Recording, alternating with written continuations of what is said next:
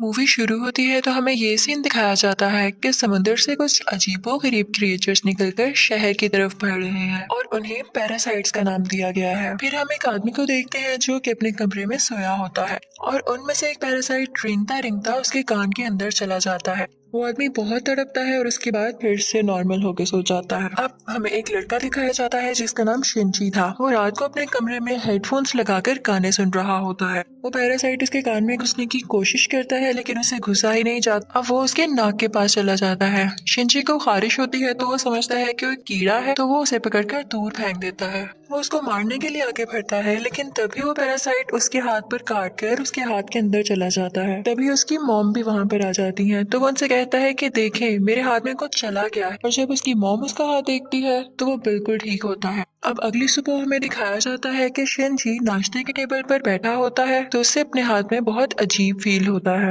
और फिर दूसरी तरफ हमें वो आदमी दिखाया जाता है जिसके कान में स्टार्टिंग में एक पैरासाइट चला गया था। वो अपनी बीवी के सामने आकर खड़ा होता है और अपना मुंह खोल लेता। उसका मुंह बहुत ही खौफनाक और बहुत ही बड़ा था और वो अपनी बीवी का सर अपने मुंह में लेकर अपना खौफनाक मुंह बंद कर लेता है और ये सब उसी पैरासाइट की वजह से हो रहा था। फिर हमें शिंची दिखाया जाता है जो कि स्कूल जाते हुए रास्ते में अपने दोस्त से मिलता है। वो भी उसमें काफी अजीब हरकतें नोट करती है और जब वो स्कूल पहुंच जाता है तब भी उसके साथ बहुत कुछ अजीब हो रहा था, जैसे उसके राइट हैंड में काफी पावर आ गई हो। वो घर आता है और अपना हाथ काटने की कोशिश करता है लेकिन उसका हाथ मूव करने लगता है और उसे रोकता है। और फिर हम देखते हैं कि उसका हाथ एक क्रिएचर में बदल गया है और वो शिंची से बातें भी कर रहा था। फिर हम देखते हैं कि वो शिंची की बुक्स भी पढ़ा करता था और उसका लैपटॉप भी यूज किया करता था क्योंकि वो इंसानों के रहने के तरीके जानना चाहता था। जब इसने शिंची की बॉडी में घुसने की कोशिश की थी तो शिंची ने इसे आगे जाने से रोक लिया था, इसलिए अब ये सिर्फ राइट हैंड में ही था और उसी हाथ को कंट्रोल कर रहा था। ये अपना नाम मिगी बताता है और कहता है कि तुम मुझे कभी मत काट क्योंकि मैं तुम्हें कुछ नहीं कहूंगा, तुम मेरे होस्ट जो हो।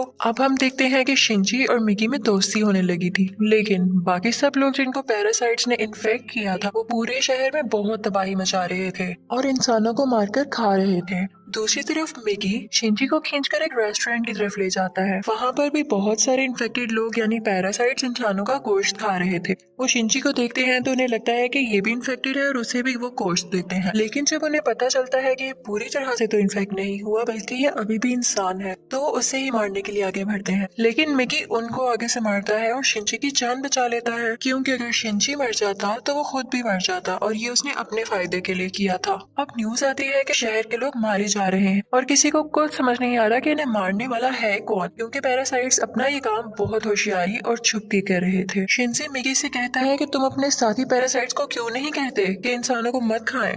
तो मिगी उससे कहता है कि तुम भी तो सब्जियों और जानवरों के गोश्त को खाते हो तो इसी तरह हम लोगों का खाना इंसान ही है तो इसमें बुरी बात क्या है। अब मिगी को पता चल जाया करता था कि उनके आसपास कौन सा पैरासाइट है तो जब शिंजी स्कूल जाता है तो वो उसे बताता है कि तुम्हारे पास एक और पैरासाइट और वो कोई और नहीं बल्कि उसकी टीचर थी। वो टीचर जब शिंजी को देखती है तो उसे भी पता चल जाता है कि इन्फेक्टेड है लेकिन वो कहती है कि तुम्हें मुझसे डरने की कोई जरूरत नहीं है क्योंकि मैं इंसानों को नुकसान नहीं पहुंचाना चाहती बल्कि मैं उनके तरीके इसलिए पढ़ रही हूँ ताकि इंसानों जैसी क्वालिटीज हमेशा मुझ में रहें। वो उसे दो और पैरासाइट्स के पास लेकर जाती है, एक स्टूडेंट होता है और एक पुलिस ऑफिसर। वो बताती है कि ये पुलिस ऑफिसर मेरा हस्बैंड है और हमारा बेबी होने वाला है और वो बेबी बिल्कुल नॉर्मल इंसान होगा तो हम भी इंसानों की तरह ही रहना चाहते हैं। हम किसी को नुकसान नहीं पहुंचाएंगे, किसी को सरेआम नहीं मारेंगे लेकिन छुप के गोश्त खाना चाहते हैं। तो क्या तुम हमारा ग्रुप ज्वाइन करोगे? लेकिन मिगी इस बात को नहीं मानता। अब अगले दिन वही पुलिस ऑफिसर उन लोगों के पास आता है तो मिगी शिंची को बताता है कि ये हमें मारने आया है क्योंकि इसे पता चल चुका है कि उस दिन रेस्टोरेंट में हमने एक पैरासाइट को मारा और इसी के साथ वो पुलिस ऑफिसर इन पर अटैक कर देता है। अब मिगी और शिंजी भी बहुत लड़ते हैं और इसको फाइनली मार देते हैं।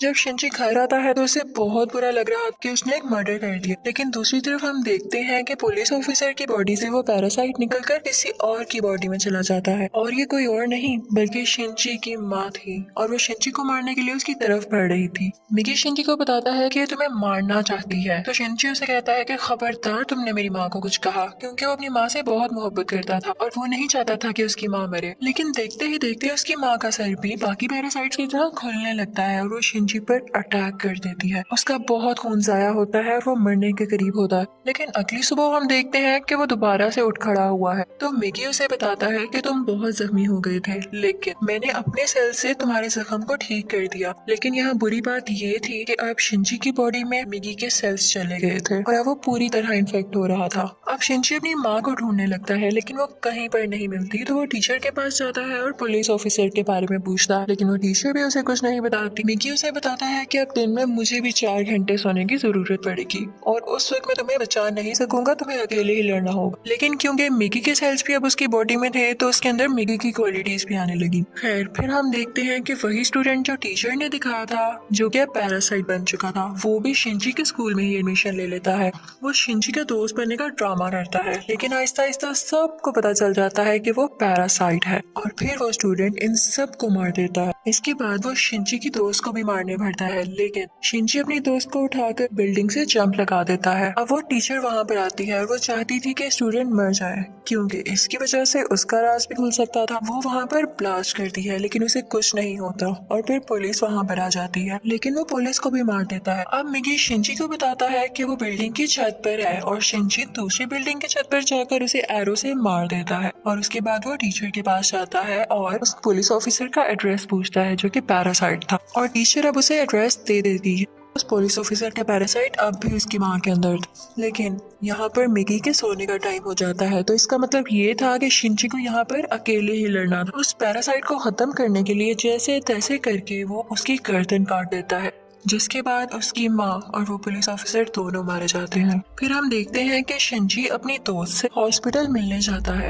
वो बातें कर रहा होता है कि मैं एक एक करके सब पैरासाइट्स को मार दूंगा। कि तभी हम देखते हैं कि कोई उनकी पिक्चर्स ले रहा है और वो कोई जासूस था। और यहाँ पर ही इस मूवी का पार्ट 1 खत्म हो जाता है और अब मैं आपको एक्सप्लेन करूंगी इस मूवी का पार्ट 2। अब पार्ट 2 में उस इंसिडेंट के कुछ महीनों बाद का टाइम दिखाया गया है, जब आर्मी को पता चल जाता है कि इस शहर में कोई पैरासाइट्स हैं जो लोगों पर अटैक कर रहे हैं और वो लोगों को बचाना चाहते थे। फिर वो जेल से एक सीरियल किलर को लाते हैं जो पहचान सकता था कि पैरासाइट कौन है और नॉर्मल ह्यूमन कौन है। उसके सामने एक एक करके लोग लाए जाते हैं तो वो सबको नॉर्मल कह देता है, लेकिन जब उसके सामने शिंजी आता है तो वो सोच में पड़ जाता है और काफी सोचने के बाद कहता है कि ये भी नॉर्मल है। अब शिंजी जब घर जा रहा होता है तो मिगी उसे बताता है कि हमारे बहुत पास एक पैरासाइट है और वो पास की एक बिल्डिंग में जाते हैं जहाँ पर वो पैरासाइट एक इंसान का गोश्त खा रहा होता है। जब वो पैरासाइट शिंजी को देखता है तो उसकी तरफ बढ़ता है, लेकिन मिगी इसे मार देता है। फिर अचानक उसे फील होता है कि जैसे उसके पीछे कोई है और ये कोई और नहीं बल्कि वही आदमी था जिसने पार्ट 1 के एंड में शिंजी और मिगी की पिक्चर्स ली थी। और फिर हमें शहर का मेयर दिखाया जाता है जो कि पैरासाइट्स की फेवर में बोलता और बहुत बुरा आदमी था, और वो टीचर भी उसके साथ मिली हुई थी। और अब हम देखते हैं कि उस टीचर का बेबी भी हो चुका था जो कि बिल्कुल नॉर्मल ह्यूमन था।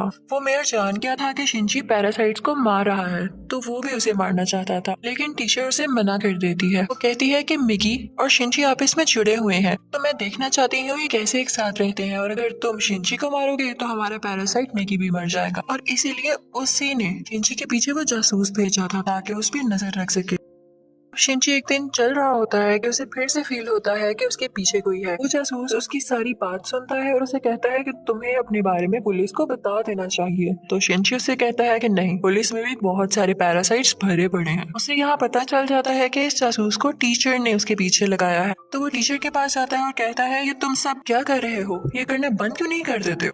तो टीचर उससे कहती है तो तुम हमारे साथ ही पैरासाइट्स को क्यों मार रहे हो, वो सिर्फ अभी इंसानों को खाना सीख रहे हैं और कुछ देर बाद वो उनको मारना भी बंद कर देंगे। वो चुप हो जाता है और फिर जासूस के पास जाता है और उसे बताता है कि वो टीचर बहुत खतरनाक पैरासाइट है, वो किसी भी वक्त तुम्हें भी नुकसान पहुंचा सकती है, तो तुम उसे दूर रहो। लेकिन जासूस उसकी बात पर यकीन नहीं करता। अब अगले दिन वो जासूस उस मेयर से मिलता है। उसे शिंजी की बात को टेस्ट करना था कि वो सच बोल रहा है या नहीं, तो इसलिए वो मेयर के रूम में वॉइस रिकॉर्डर लगा देता है। लेकिन मेयर को इस बारे में पता चल जाता है और वो जासूस को मारने का हुक्म दे देता है कि ये अब हमारे लिए नुकसान बन चुका है। वो पैरासाइट को उसके घर भेजता है उसे मारने के लिए, लेकिन वो घर पे नहीं होता तो उसकी बेटी को मार देते हैं। अब दूसरी तरफ शिंजी को मिगी बताता है कि तुम पर 5 पैरासाइट्स अटैक करने आ रहे हैं। अब उनकी तरफ एक आदमी बढ़ता है और उसी आदमी के अंदर वो 5 पैरासाइट्स थे। मिगी और शिंची उससे फाइट करते हैं और उसका सर उड़ा देते हैं। उन्हें लगता है कि अब ये मर चुका है, लेकिन अभी तो सिर्फ एक पैरासाइट मारा गया था और 4 अभी भी बाकी थे। बाकी के पैरासाइट्स उसके हाथ में आ जाते हैं और उसे कंट्रोल करने लगते हैं। अब वो टीचर मेयर से कहती है कि जब मैंने तुम्हें मना किया था कि तुम उस जासूस या शिंची को मारने के लिए पैरासाइट नहीं भिजवाओगे, तो तुमने ऐसा क्यों किया। अब मेयर यहाँ पर नोट करता है कि उस टीचर के दिल में माँ बनने के बाद इंसानों वाले इमोशंस वापिस आ रहे थे, तो इसे ये बात बिल्कुल अच्छी नहीं लगती। अब वो उस टीचर को मारने के लिए 3 पैरासाइट्स भेजता है, लेकिन चूंकि वो भी पैरासाइट थी तो उसको पता चल जाता है कि कोई उसे मारने आ रहा है और वो उनको पार्टिंग में बुलाती है और उन तीनों से अकेले ही मुकाबला करके उन्हें मार देती है। लेकिन जब वो घर आती है तो वो देखती है कि उसका बच्चा वहाँ पर नहीं है और उसे एक नोट मिलता है जिस पर लिखा होता है कि तुम्हारा बच्चा मेरे पास है और ब्रिज पर मुझसे मिलने आओ। इनफैक्ट वो नोट उस जासूस का था। वो अपनी मरी हुई बेटी का बदला लेना चाहता था टीचर के इस बेबी को मारकर। वो टीचर घबराते हुए शिंची को भी अपने साथ वहाँ लेकर जाती है, तो शिंची उस जासूस को बताता है कि तुम्हें इसे मारकर कुछ नहीं मिलेगा क्योंकि ये बेबी एक नॉर्मल इंसान है। इसी दौरान आर्मी भी वहाँ पर आ जाती है और उन्हें पता चल जाता है कि मेयर ने अपनी बिल्डिंग के अंदर बहुत सारे पैरासाइट छुपाए हुए हैं। अब वो बिल्डिंग से एक एक करके लोगों को निकाल रहे थे और उनमें से जो पैरासाइट था वो उसको शूट करते जा रहे थे। सीरियल किलर भी वहीं पर था और फिर हम मेयर को स्पीच करता हुआ देखते हैं जो बता रहा होता है कि असली मॉन्स्टर्स तो इंसान है जो कि पैरासाइट्स को बिला वजह मार रहे हैं। तो वहाँ पर बैठे हुए आर्मी के सब लोग उसे शूट कर देते हैं जिससे उसकी डेथ हो जाती है। तभी वो सीरियल किलर चिल्लाने लगता है कि ये इंसान था, ये तो बस पैरासाइट्स का साथ दे रहा था। लेकिन जब वो पीछे मुड़ के देखते हैं तो वही आदमी उनके पीछे खड़ा होता है जिसके अंदर 5 पैरासाइट्स थे। सब उसे शूट करते हैं लेकिन उसे कुछ नहीं होता। फिर हम देखते हैं कि जासूस उस बच्चे को फेंकने ही वाला होता है। टीचर जब ये देखती है तो अपने बच्चे को बचाने के लिए उसे मजबूरी में पैरासाइट बनना पड़ता है। वो अपना एक हाथ निकालकर जासूस की चेस्ट में घुसा देती है जिसकी वजह से सबको पता चल जाता है कि वो एक पैरासाइट है। पुलिस उस पर मुसलसल शूट करने लगती है और वो जान गई थी कि अब उसकी जान नहीं बच सकती, तो वो अपना बेबी शिंची को पकड़ाने आती है। जैसे ही वो बेबी शिंची को पकड़ाती है बहुत ज्यादा गोलियां लगने की वजह से उसकी फौरन डेथ हो जाती है। यहाँ पर शिंची को अपनी माँ भी याद आने लगती है और उसमें इंसानों वाली फीलिंग्स दोबारा से आने लगती है। अब पुलिस शिंची को अपने साथ इन्वेस्टिगेशन के लिए ले जाती, लेकिन साथ ही उन्हें खबर मिलती है कि उस पैरासाइट ने जिसके अंदर 5 पैरासाइट आर्मी को मार दिया है। तो शिंची फौरन से कार लेकर वहाँ पे जाता है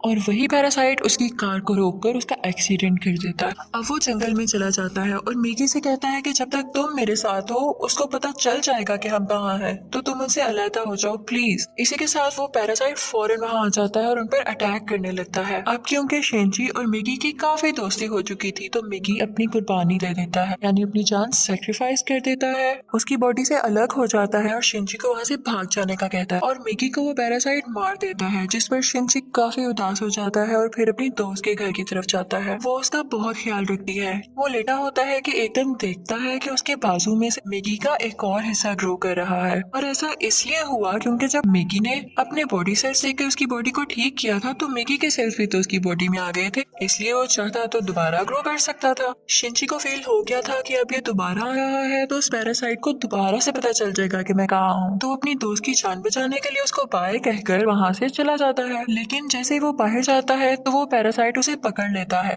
लेकिन एक फैक्ट्री में पहुंचकर शिंची एक केमिकल रोड उसकी बॉडी में घुसा देता है, लेकिन उसे कुछ नहीं होता। तो वो कहता है कि तुम मुझे क्या समझ रहे हो, मैं तो तुम्हें मारकर बाकी इंसानों को भी मार दूंगा और फिर मैं और बाकी पैरासाइट्स इस दुनिया पर रूल करेंगे। वो उसे मारने ही वाला होता है कि मिगी फौरन से उसकी बॉडी में दोबारा ग्रो कर जाता है और उस पैरासाइट पर अटैक कर देता है। इसी के साथ उसकी बॉडी में कुछ होने लगता है और वो तड़पने लगता है। तो मिगी शिंची को बताता है कि जिस रोड से तुमने इसको मारा उस पर बहुत केमिकल्स लगे हुए और अब पैरासाइट्स इसकी बॉडी में नहीं रहना चाहते और एक एक करके सब पैरासाइट्स उसकी बॉडी छोड़ देते हैं और अब सिर्फ उसकी बॉडी का ढांचा बाकी रह गया। तो शिंची वो उठाकर नीचे आग में फेंक देता है जिससे फाइनली उसकी डेथ हो जाती है। अब हमें काफी दिन बाद का टाइम दिखाया जाता है जब सब कुछ नॉर्मल हो चुका है। तो मिगी शिंची से कह रहा होता है कि अब जैसा कि इस दुनिया में कोई भी पैरासाइट नहीं रहा तो हमें भी साथ नहीं रहना चाहिए, मैं तुमसे अलग हो जाऊंगा। लेकिन शिंची उसे मना कर देता है तो मिगी खुद ही अपने आप को खत्म कर लेता है और शिंची का हाथ वापस से अपनी